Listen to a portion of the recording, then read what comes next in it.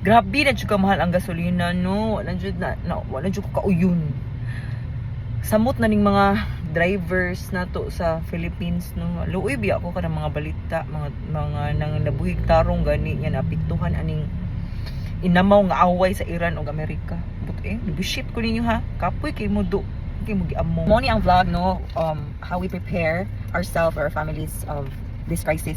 Actually dili ra kani nga nahitabo sa tuan no, like katong sa bagyo nga naabot, mga linog and everything. So kami jud sa ko ang igsuon mag-prepare jud mi ahead of time if na bagyo ana and all.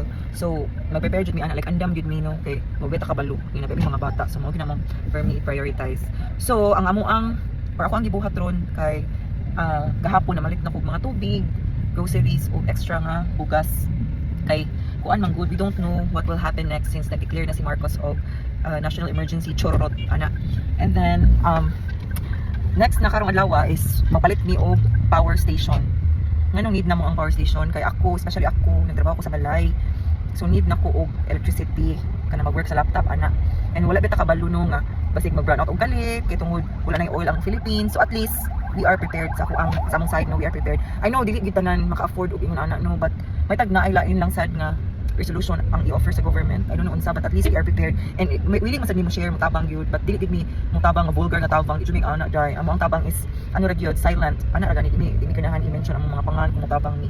So yung ana mi so only no magpalit mi og power station and then diri sa car na ay all batteries nga store diri which is na maligya sila EcoFlow nga brand sa power station naapod sa Atlantic o kana naadid to but wala mo gusto service center. Japan siya nga brand og tulay service center diri sa Cebu. So ari na lang ta sa EcoFlow kay nindot sa quality and then napod siya mga warranties and all. So ubani ko ninyo pakit-on ta mo if napay stocks kay ako ang nakit-an sa news food is hurot sa stock sa power station. So ato ta dito and then pakit-on ta mo sa mga available nila and pila ang mga price no. So let's go. So wala jud ko na sayop, nahurot na gyud ang stock. So kana na lang River 2 Max ang nahabili nila. Ay River 3. So mo na siya nahabili nito mga day. Ginoo ko nahurot na to akong ganahan nga 700 watts. So kani siya gipakita nila ang kaning Delta Pro 3. Ang price ani niya is 150,000. So dako na gyud ni siya og kanang magamit no.